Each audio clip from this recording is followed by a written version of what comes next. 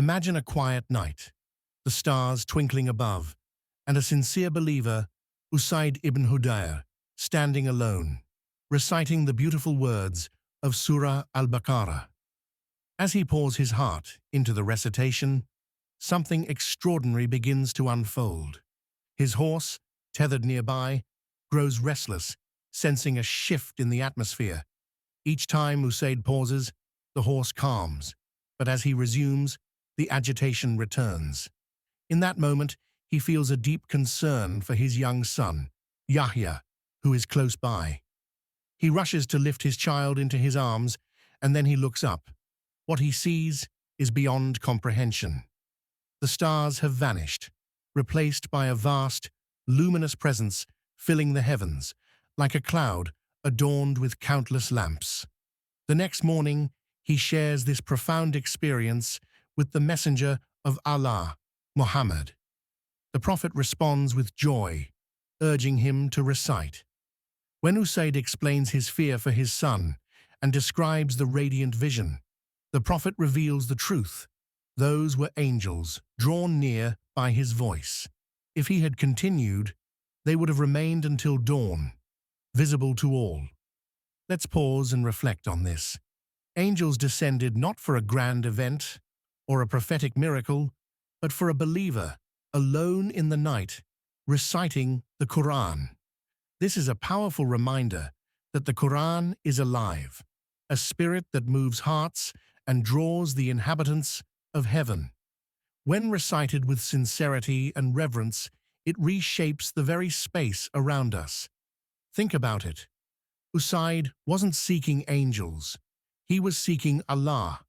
And that's why the angels came.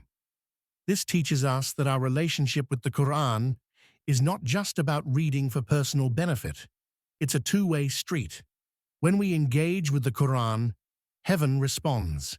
The act of recitation connects us to the divine, inviting the unseen into our lives.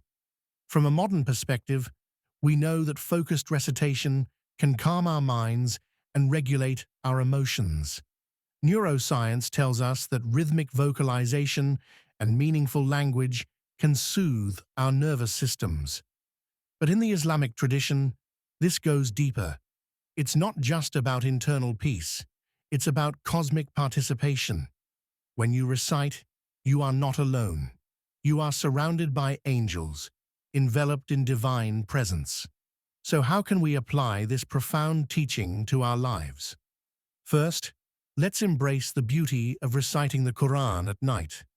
The Prophet loved this practice, and it fosters spiritual intimacy and emotional regulation. Science supports this too. Nighttime quiet enhances our focus and memory. Next, let's recite with presence, not speed. The Qur'an encourages us to recite with measured tones. This presence invites tranquility and sincerity, activating our inner calm. Creating a sacred environment is also essential. Clean spaces, facing the Qibla, and maintaining a calm posture can significantly enhance our spiritual attentiveness. Our surroundings influence our cognitive depth. And finally, trust that unseen help is near. The angels surround gatherings of remembrance, bringing hope and resilience. Believing in this supportive presence can strengthen our psychological endurance. Remember, Usayd ibn Hudayr didn't see angels because he sought wonders. He witnessed wonders because he sought Allah through his words. Your voice, when it carries the Qur'an with sincerity, transcends the confines of your room. It rises, it echoes, and it is heard. When you recite, heaven listens. So, let's take this moment to engage with the Qur'an, to invite the divine into our lives, and to remember that we are never alone. Let your heart be open, your voice be sincere, and watch as the heavens draw near.